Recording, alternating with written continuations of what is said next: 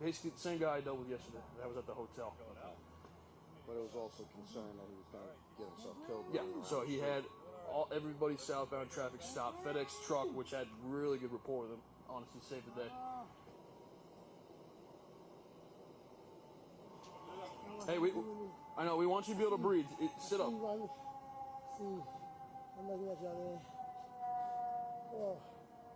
Hey, sir, Yeah, I'm gonna lean you over, okay? Just on your side, right there. Stay right there. Oh God! Gotta do it just like you want to sink there, huh? Oh no. Just relax. I don't want you to hit your head on the car. There's a car right behind you, all right? Okay, we got an ambulance here. I know. I think I see you. Oh, hey.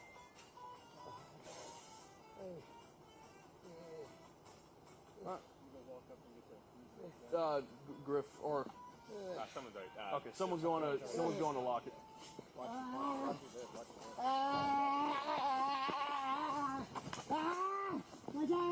Relax. Stable and out from under the car. Hey, relax. Relax.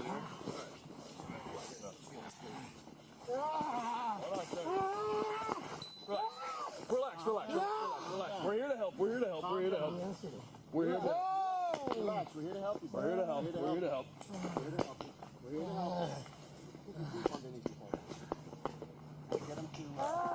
Get him to grass. Come on. Once he calms down, I don't know if this comes in phases because this is what he was acting like when I came in first. Relax. Lay down, bro. Lay down. Relax. Take it easy. It's okay. We're here to help.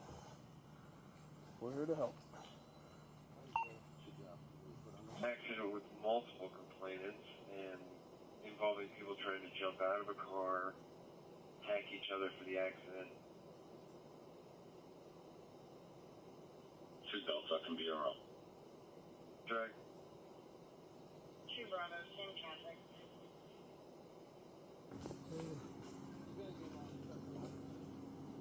Hey, we're gonna help you out. We're gonna get you on a stretcher first, okay? Okay? We're here to help. Don't worry. Calm down. Your own white sheet off of 4191 contact floral shirts. White twig, Virginia, Victor, Delta Sierra 79 Got something for his upper body? Relax. You're good.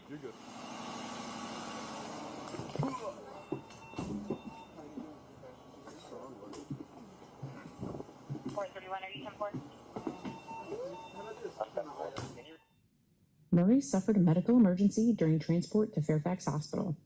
Several advanced medical interventions were performed in the ambulance.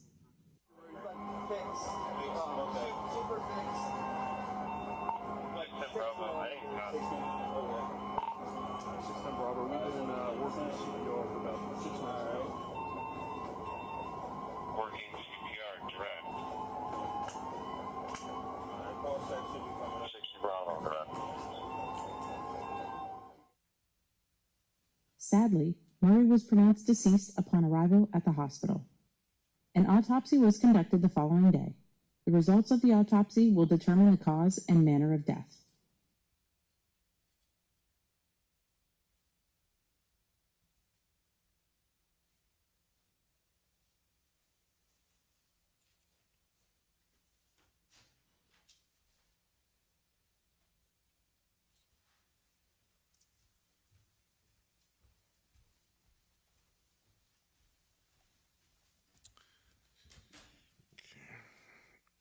Excuse me. Good afternoon, everyone.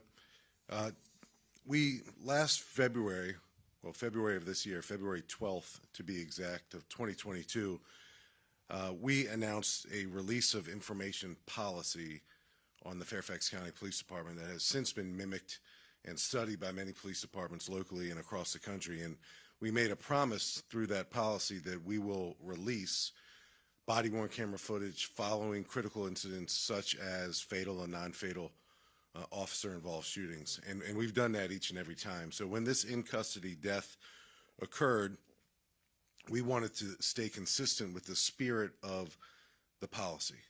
While it doesn't specifically mandate the release of body camera footage following an in-custody death, we think the spirit of the policy and transparency and goodwill and understanding really compelled us to do the right thing. So the right thing was to release this video that hopefully speaks for itself. So just going back and, in my career over 3 decades ago, I started, we were trained far differently in our profession about how to deal with scenarios just like this one.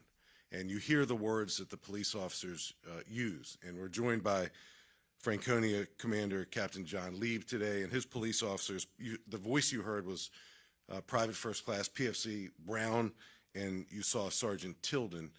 And the words that Fairfax County police officers are trained to use when they de-escalate circumstances just like this one include, "We're here to help.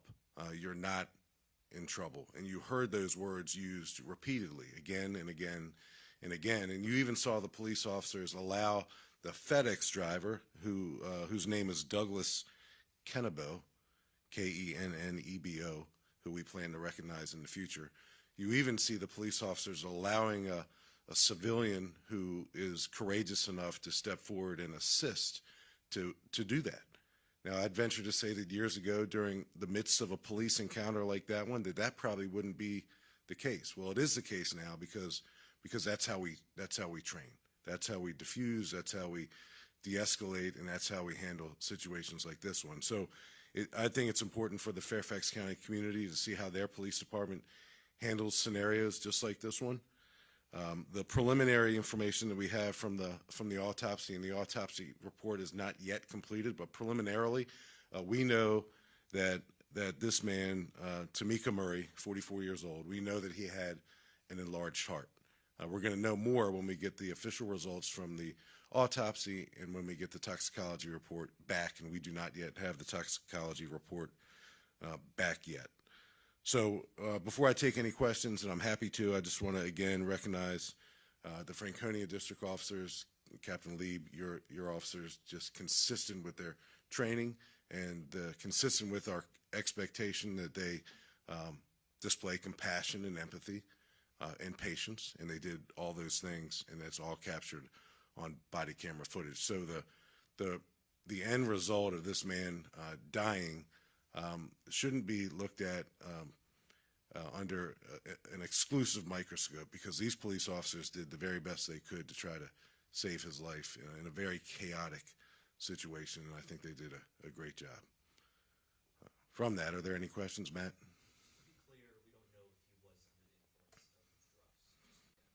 We suspect that he has something in his system, but I can't speak specifically to that because the toxicology reports typically always take a while to come back, and the toxicology report has not yet come back. But the day before this incident on Thursday, November 10th, on Wednesday, November 9th, Mr. Murray was arrested by Fairfax County police officers for being drunk in public. And he was released after he was charged and faced a magistrate, which is typical. So we had an encounter with him the day before where he was under the influence of at least alcohol, and we suspect that the results of the toxicology will reveal something similar, whether it's alcohol, drugs, or both. Certainly his behavior was erratic and unusual and dangerous, not only to himself, but to motorists and passerbyers and the police officers. There's a lot of assumptions I guess we could make, but I don't know that specifically. But we always consider the fact that someone who's in behavioral crisis may also be suffering from a mental illness. But I don't want to prematurely throw that label around. He was in crisis. That I know. He was in behavioral crisis. Yes, sir. Was there an attempt to call a mental health professional to that scene? Well, as you know, we have a strong commitment to the co-responder paradigm shift that's taking place across the country. There was not the time. There was not a co-responder on the scene of that, and as you can tell, this unfolded in a matter of minutes.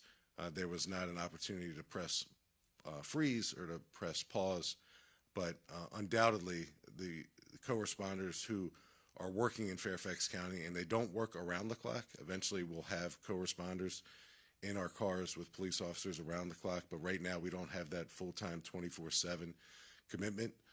Some scenarios will afford themselves better than others to have a person interact with a mental health professional.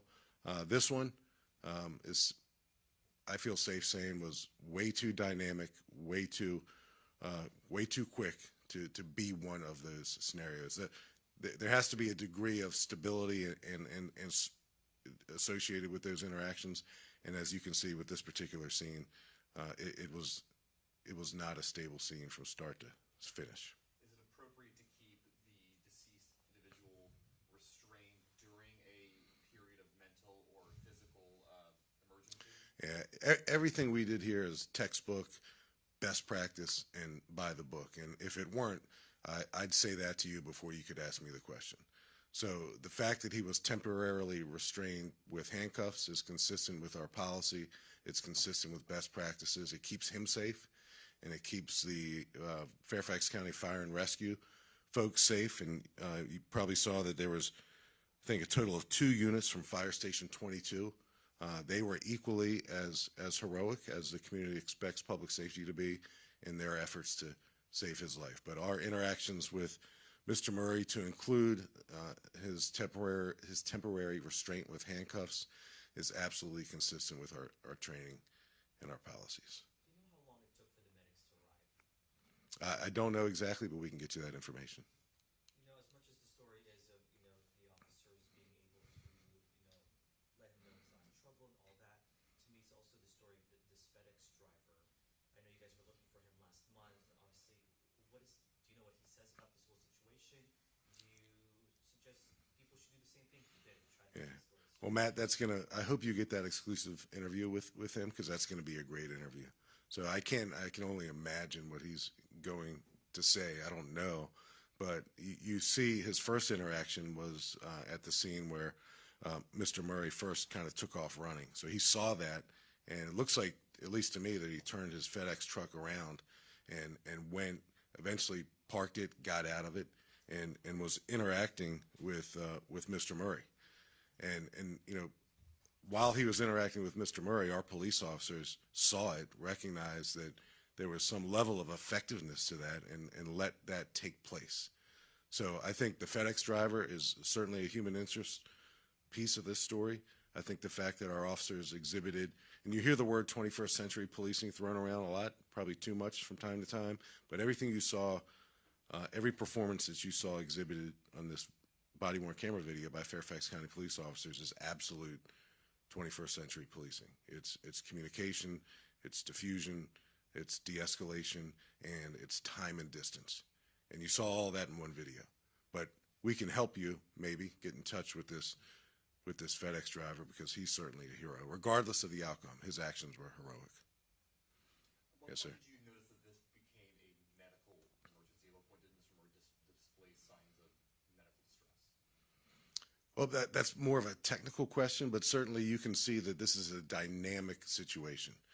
And when Mr. Murray was inside the ambulance at some point in time, and I think you can see it depicted by body camera footage, CPR is performed on Mr. Murray. So that's an observation made by trained professionals, fire and rescue folks. They're the best in the business. So certainly that became apparent at some point, and they acted appropriately by trying to save his life by administering CPR. I am just curious, you said, this is textbook putting him in cuffs to make sure he doesn't, run into traffic or hurt anybody else. But seeing him struggling to breathe and still cuffed even on that gurney, does that add to the stress that this man is under? How does that play into... Yeah. So the different story, if police officers did not restrain a person who was exhibiting the behaviors that this man was exhibiting, God rest his soul, if we didn't restrain him with handcuffs temporarily and he hurt additional people, I assume you would be asking me why we didn't take that step. So the fact that he was restrained, again, temporarily with handcuffs was the right call. I'm not guessing on that. So fire and rescue personnel can absolutely and consistently and routinely provide medical treatment to patients who are under arrest. That's not a unicorn. That happens all the time. You mentioned 21st century policing. What do your officers say when they go through this training and then are able to use it in a real life situation to perhaps change the outcome from, as you said, what could have been a couple decades prior? Well, seeing is believing, and I think officers, whenever we go through training, training is typically in a sterile environment. We role play and we engage in scenario-based training events, but there's nothing like putting it into practice when the lights are brightest and when it's for real. So this was for real, and hopefully it just builds confidence in our police officers that their training works, and the way that they communicate works. It diffuses people. It de-escalates. Now, sometimes the outcome is tragic, and Mr. Murray no longer being with us, we wish that weren't the case. But sometimes, regardless of the outcome, you can see that the enhanced training that police departments like ours have been engaged in for the last several years ultimately pays off. I think that same scenario, if captured on camera in 2002 versus 2022, looks far different than what you just saw here. And I'm really proud of the profession and the department. Chief, an off-topic question on the big THC bus you guys had posted on Facebook just recently. Could you tell us a little bit about the circumstances of that one? So I saw that for the first time this morning, and that was a big one, and we'll certainly afford you one of our PIOs to talk more specifically about that. But yeah, a lot's been happening in the last 24 hours. It's a 24/7 business, but if I had some specifics, I'd be more than happy to share, but we'll get someone with you right after the press conference. And I was hopeful to see Pat Collins here because I had a token of our appreciation for his decades of service, but I first met Pat years ago, and wish him and all of you who do this work the very best. I can get that to Pat if you need it. I got something for him. I can stay right here. Okay, it's not a gift. It's a token of our appreciation. All right. Yeah, thank you all. All right, thank you everyone so much for coming. We'll be updating our social media and our blog posts with information on this that we gave today, as well as these videos as we usually do. If you have any other questions, we'll be here. You can follow us at Fairfax County PD. Thank you.